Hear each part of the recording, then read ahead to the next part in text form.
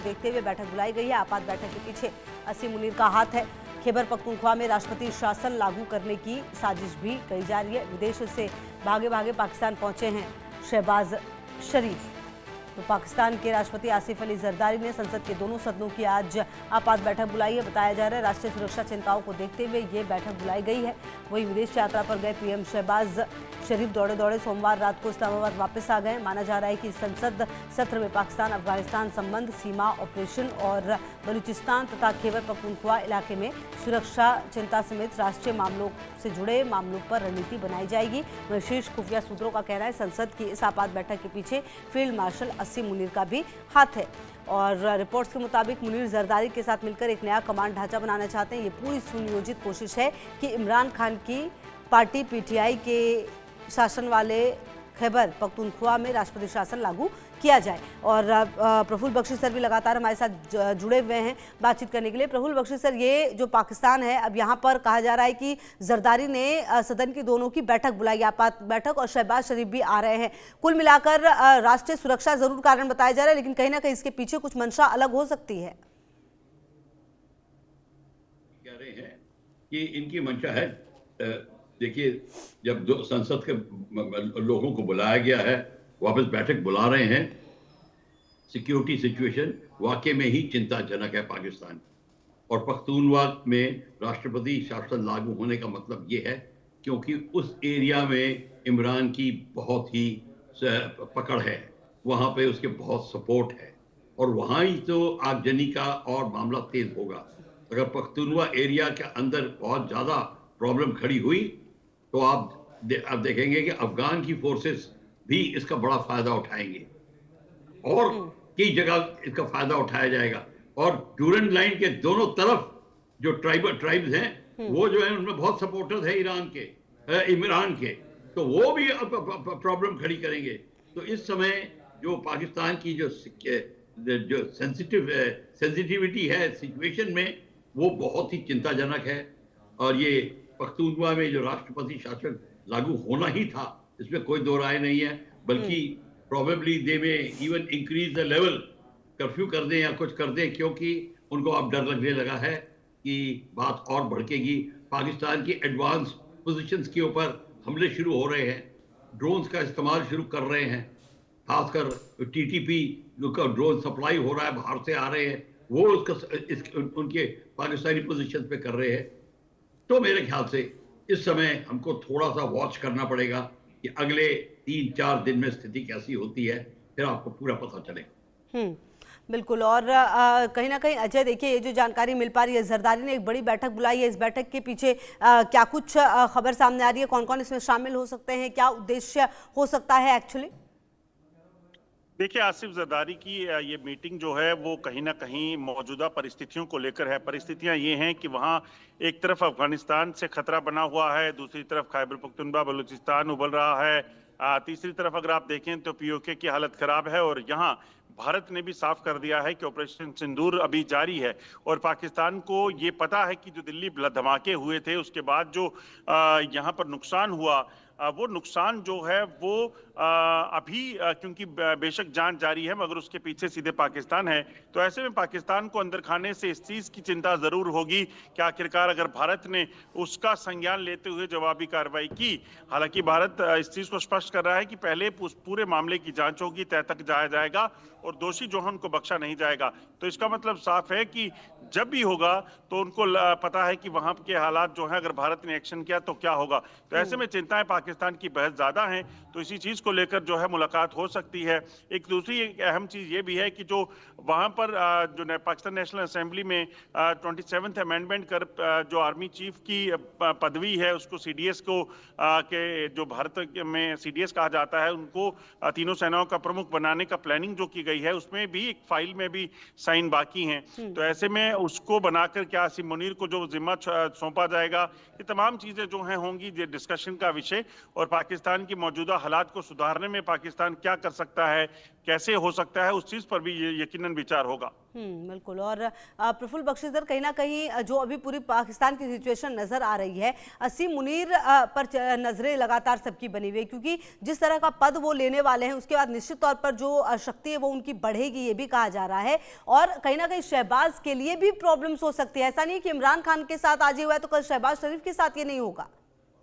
देखिए, शहबाज शरीफ की जो बात कर रहे हैं उसको तो आप उसको एक पूरा एक हेडिंग दिए, उसकी टाइटल की है बेचारा।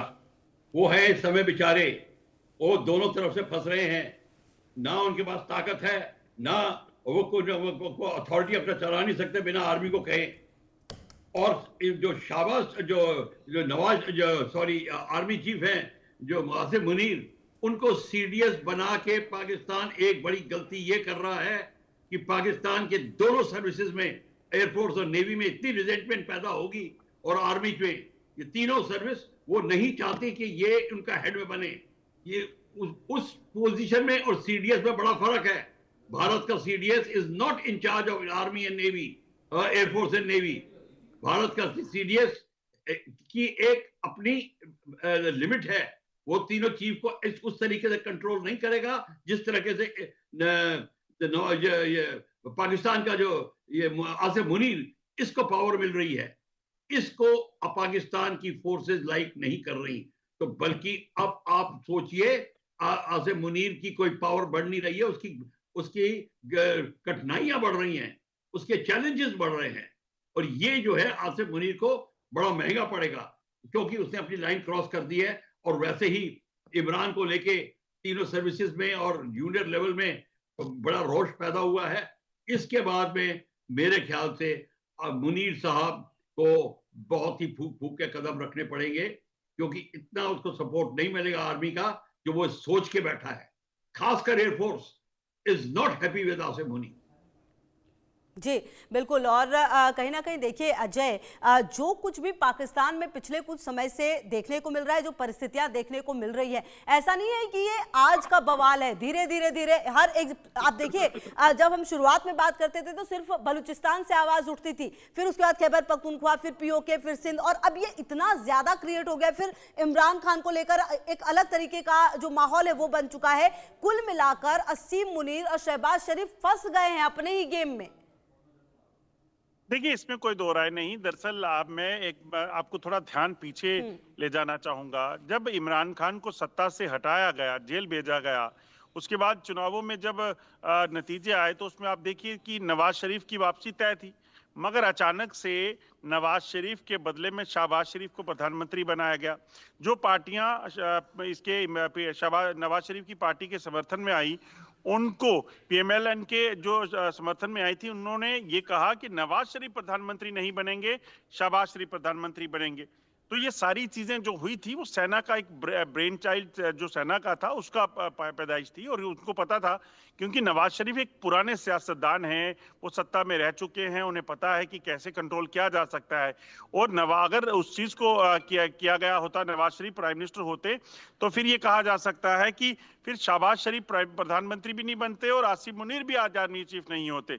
तो ये सारी चीजें जो हुई हैं तब से चली आ रही हैं, और अब उसी चीज को आगे कैसे सरवाइव करवाना है, उस सर्वाइवल की लिए जो है वो लगातार इस वक्त इस तरह के हालात जो हैं वो पाकिस्तान में बने हैं। चाहे वो पीटीआई के आप देखें कि इमरान खान को जेल भेजा, उन पर 50 से ज्यादा मामले दर्ज करना, और उसके बाद उनमें उनको कन्विक्शन करके कई मामलों में, एक मामले में जेल से बाहर आते हैं तो दूसरा के बाद तीसरा, ये सिलसिला इसी तरह से चलता रहे ताकि उनकी जो गेम प्लान है वो खराब ना हो जाए। जी बिल्कुल। और लगातार अच्छा प्रफुल्ल सर, देखिए जो पाकिस्तान की ये हालत है, जो पाकिस्तान अभी फंसा सा महसूस कर रहा है, अभी अब बैठकें बुलाई जा रही हैं, जो इमरान खान है अब उनसे भी मिलने की बात कही जा रही है। लेकिन सर सवाल ये है प्रफुल्ल सर कि अगर सचमुच इमरान खान ठीक है, इमरान खान सही है, तो फिर इतना वक्त क्यों? मतलब क्या असीम मुनीर को ऐसा लगा कि इमरान खान के लिए जो लोग हैं वो ऐसे खड़े नहीं होंगे, आवाज नहीं उठाएंगे? देखिए आसिम, ये उनका पॉलिटिकल जो जजमेंट थी उसमें मार खा गए थोड़ा। वो ये सोच बैठे थे कि, और पहले एक्चुअली उनको बहुत पहले से बता दिया गया था उनको बहुत रिपोर्ट्स आई थी कि please don't handle Imran Khan as Bhutto, please make sure you don't do that. बिल्कुल क्लियरली बता दिया गया था कि आप मत करिए, इसकी बहुत सपोर्ट है। और ये तो इंडिया में हम लोग को पता चल गया था कि पाकिस्तान की आर्मी के जो मेन करता जो जूनियर लॉट है, वो बड़े ही बटालियन लेवल से नीचे जो लोग हैं, वो तो बहुत ज्यादा सपोर्टर है इमरान खान के। ये मुनीर साहब को पता था, पर I do not know how he made that mistake. उनकी क्या अमेरिका ने उनको सबजबाग दिखाए, डिनर खिलाया, लंच खिलाया तो ठीक है, पर उसके बाद क्या हुआ ये समझ नहीं आ रही। तो और उनको फील्ड मार्शल बना के उनके सिर के ऊपर और उन्होंने बोझा डाल दिया, वो भी पड़ गया उनके ऊपर, या प्रेशर भी आ रहा है उनके ऊपर। तो इस समय बड़ा प्रॉब्लम खड़ी होगी। लोग सोच रहे थे ये कूड़ीटा कर देंगे और ओवरथ्रो कर देंगे, वो तो दूर रहा, अब अपनी जान बचाने की बात तो आएगी इनकी। ये इनको एक और प्रॉब्लम खड़ी हो गई है। तो अब देखते हैं कि ये अपना जुडिशियल एंगल कैसे हैंडल करते हैं।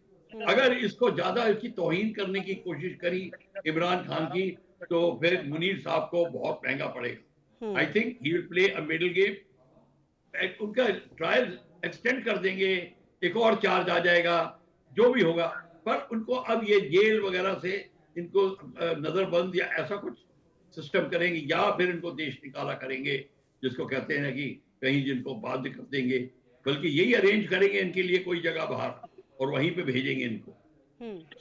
ठीक है सर। अच्छा देखिए अजय, जो बात प्रफुल्ल सर कह रहे हैं कहीं ना कहीं इत्तेफाक तो उसे रखना होगा। अच्छा, और जो ये इमरान खान को लेकर जो स्थिति यहाँ पर बनी है, धीरे धीरे करके इतनी ज़्यादा हो गई कि धारा 144 लगाना पड़ा है फिलहाल अभी।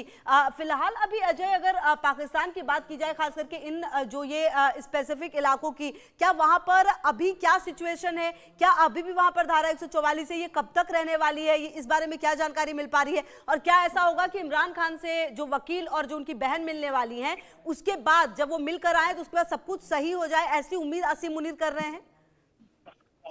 देखिए, पीटीआई ने आज के दिन जो है वो पाकिस्तान में प्रदर्शन का ऐलान किया था, और इसी वजह से वहां और खासतौर पे जेल के बाहर दफा 144 लगाई गई थी। लगभग 1000 से ज्यादा अतिरिक्त सुरक्षा बलों की तैनाती जो है वो वहां पे जेल में की गई है, जेल के बाहर की गई है, ताकि किसी भी तरीके से अगर कहीं ऐसे हालात बने कि प्रदर्शन उग्र हो जाए तो उनको सिचुएशन जो है वो कंट्रोल की जा सके। मगर आप कहानी सिर्फ जो है वो सिचुएशन कंट्रोल करने की नहीं है। कहानी ये है कि अब इमरान खान के साथ मुलाकात के बाद की परिस्थितियां क्या होंगी। क्या लोग वापस लौट जाएंगे? पीटीआई के वर्कर जो पिछले इतने दिनों से सड़कों पर हैं, वो सिर्फ इस चीज से वापस लौटेंगे? और उनकी बहन वापस बाहर आकर क्या बताती है इमरान खान की स्थिति में? ठीक है अजय, आप रहिए हमारे साथ, और प्रफुल्ल बख्शी सर भी मेरे साथ है। लगातार इस मुद्दे पर हम बातचीत करेंगे। फिलहाल आपको सीधे लिए चलते बीजेपी की प्रेस